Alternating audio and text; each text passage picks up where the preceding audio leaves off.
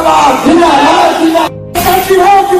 जिंदाबाद जिंदाबाद जिंदाबाद जिंदाबाद।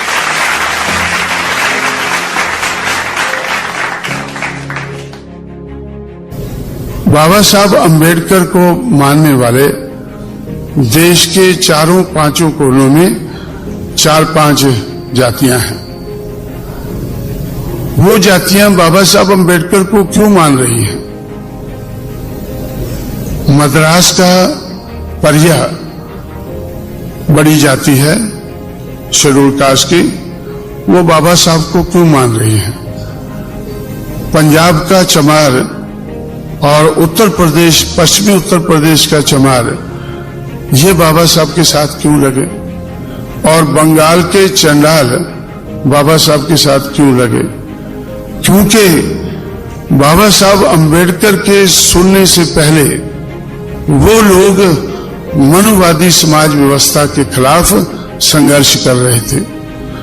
जो लोग अपने बलबूते पर अपने अपने एरिया में इस देश की मनुवादी समाज व्यवस्था के खिलाफ संघर्ष कर रहे थे, तो उन लोगों को ज्यादा देर नहीं लगी बाबा साहब अंबेडकर को अपनाने में। पंजाब के चमार, पश्चिमी उत्तर प्रदेश के चमार और बंगाल के चंडाल और मद्रास के चारों तरफ के एरिया के परिया, ये लोग अपने अपने क्षेत्र में मनुवाद के खिलाफ संघर्ष कर रहे थे। संघर्ष क्यों कर रहे थे? क्योंकि सबसे ज्यादा अन्याय इन लोगों के साथ हुआ था। सबसे ज्यादा अन्याय इन, और महाराष्ट्र के महार, मैं महाराष्ट्र भूल ही जाता हूं, बोलना तो नहीं चाहिए, तो इसलिए महाराष्ट्र के महार बाबा साहब अंबेडकर की देखरेख में संघर्ष कर रहे थे। पंजाब का चमार मंगूराम की देखरेख में ब्राह्मणवाद के, मनुवाद के खिलाफ संघर्ष कर रहा था। और उत्तर प्रदेश के जाटव, जो चमार अपने आप को जाटव कहते हैं। दूसरी एक बात और आपको सुनकर अचंभा होगा, जैसे एक मिस्टर चिटनीस से जो बाबा साहब के साथ रहते थे, उन चिटनीस को बड़ा अचंभा हुआ जब मैंने उनसे कहा कि भाई पंजाब में इतनी आबादी चमारों की है, उत्तर प्रदेश में इतनी है ये, तो वो रिकॉर्ड देखने लग गए। सेंसस का रिकॉर्ड है और सेंसस के रिकॉर्ड में चमार है ही नहीं। वो बोले आप बोलते इतनी आबादी है उनकी, तो इधर तो रिकॉर्ड में है नहीं। तो मैंने उनसे कहा कि वे पंजाब का अगर चमार ढूंढना है, जो बाबा साहब के साथ लगा वो अपने आप को हिंदू नहीं कहता था, वो कहता था कि हिंदू धर्म तो बाद में आया है, हमारा तो उससे पहले का धर्म चल रहा है, इसलिए वो अपने आप को आदि धर्मी कहता है।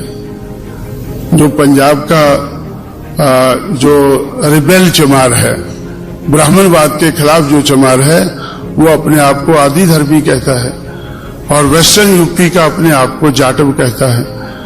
तो ये आप देखें, बोलता हाँ ये तो है, ये तो बहुत ज्यादा है। तो ये लोग और चंडाल लोग बाबा साहब के साथ क्यों लगे? क्योंकि जब महात्मा फुले का संघर्ष महाराष्ट्र में शुरू हुआ, तो लगभग उसी समय पे हरिचंद ठाकुर ने, एक चंडाल ने बंगाल में संघर्ष शुरू किया। उसके बाद गुरुचंद ठाकुर ने 1937 में उनकी डेथ हुई, तो 20वीं सदी के शुरू में तो उन्होंने बड़ा भारी संघर्ष किया, और सबकी भाषा लगभग एक ही जैसी थी। जैसे बाबा साहब इधर वेस्टर्न महाराष्ट्र में 18 अगस्त 1932 के बाद आकर कहते थे कि महारों को आकर कहते थे कि तुम्हें इस देश की शासित करता जमात बनना है। आप अपनी दीवारों पर लिख लो कि तुम्हें इस देश की शासित करता जमात बनना है। 1962 में मैं महारों की दीवारें देखने निकला, और जब महारों के मोहल्ले में पहुंचा, मुझे तो कोई दीवार ही नजर नहीं आई। वो तो झोंपड़ों में रहते थे ज्यादातर। 1962 में जब मैंने इस बात को सुना तो मुझे लगा कि भाई 1932 में इनकी दीवारें कहां होगी? जब 1962 में नहीं है तो 1932 में कहां होंगी? लेकिन फिर भी बाबा साहब अम्बेडकर ने उनको कहा कि जाओ अपनी दीवारों पर लिख लो कि हमें इस देश की शासितकर्ता जमात बनना है, और इसके लिए प्रबंध मैंने किया है।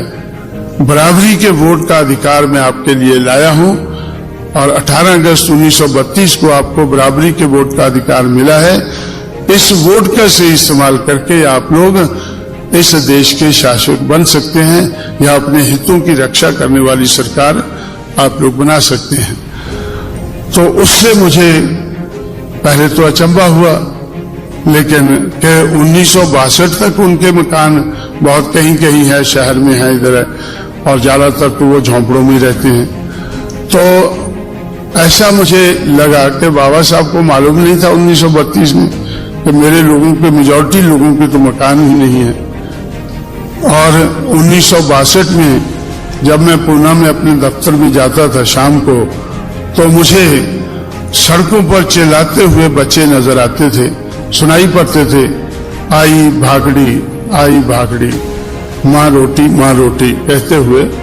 1962 में मुझे, जो हमारा दफ्तर था उसके चारों तरफ मुझे 8 बजे के लगभग, 8 और 9 के बीच में जब लोग खाना खाते हैं तो आई भागड़ी कहते हुए जो लोग झोंपड़ों से दिखकर आते थे तो वो भागड़ी मांगते थे।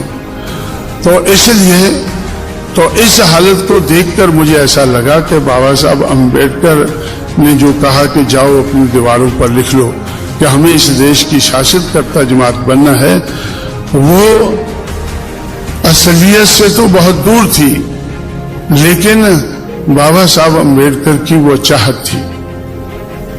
उन्होंने अपनी चाहत को प्रकट किया है। जो देश की, महाराष्ट्र की रियलिटी है उसको नहीं, उसके बारे में नहीं कहा। रियलिटी तो यह है कि उनकी दीवारें ही नहीं है मेजॉरिटी लोगों की, लेकिन वो चाहते थे कि जब इनको वोट का अधिकार मिल गया है तो ये बड़ी बात हो गई है, सबसे बड़ा अधिकार मिल गया है, तो इसका इस्तेमाल करके ये इस देश के हुक्मरान बन सकते हैं। अगर हुक्मरान नहीं तो अपने हितों की रक्षा करने वाली सरकार बना सकते हैं। तो इसलिए तो जब मैं बार बार सोचता था कि भाई इन लोगों को जब तक ये देश के हुक्मरान नहीं बनते हैं तब तक इनका कल्याण नहीं होता है।